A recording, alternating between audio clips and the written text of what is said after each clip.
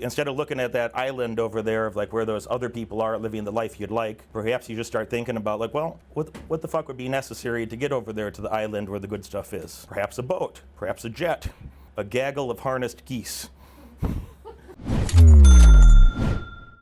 I had to take a serious look at who I am and the life that I truly desire and that I want to live and who I want to be a part of it. I analyzed my habits, my actions, my behaviors, implemented ways to whatever I do that helps me reach my goals, maximize those, and whatever hinders me, try to minimize or eliminate those things in my control that hold me back. I have increased focus and decision making. I have an improved work ethic, pragmatic knowledge that I'll be armed with that I can use the rest of my life, all areas of life. A stronger peer group, support group, a better network of people.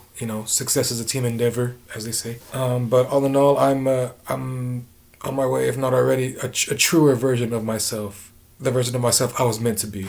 A few thoughts I had overnight I'd share with the group. But, the mastermind team is here with me.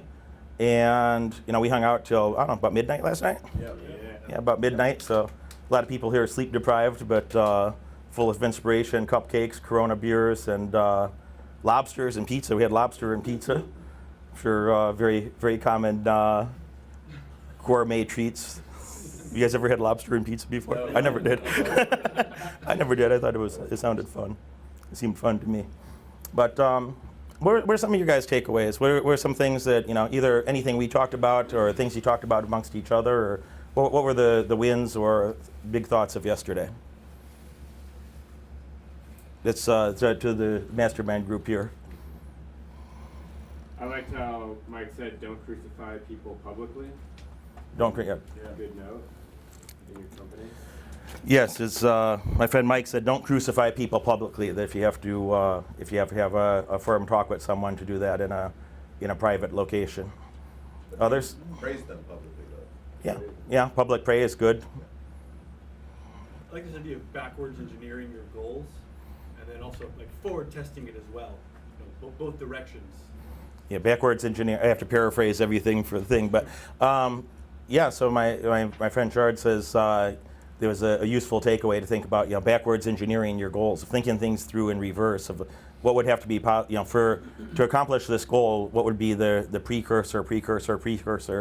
What would have to happen one step before, and play that back and forth enough times, and pretty soon you accomplish those things. Pretty soon you learn you can set bigger goals.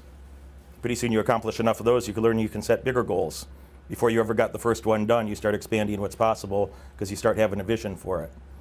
And I'll go back to some other epiphanies from them, but just a thought about that. I think most humans, I think it's a human thing, but I think it's even more prevalent with guys that if a guy doesn't see the path of how they could be successful, they just don't do shit.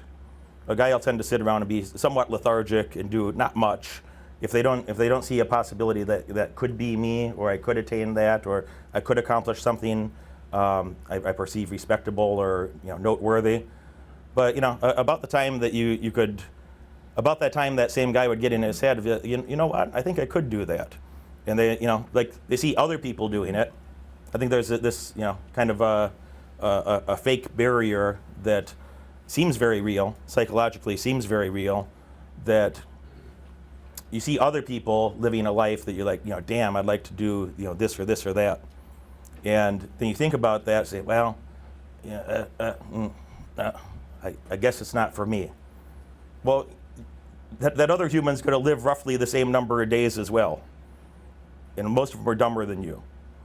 So, if you, instead of looking at that island over there of like where those other people are living the life you'd like, perhaps you just start thinking about like, well, what the fuck would be necessary to get over there to the island where the good stuff is?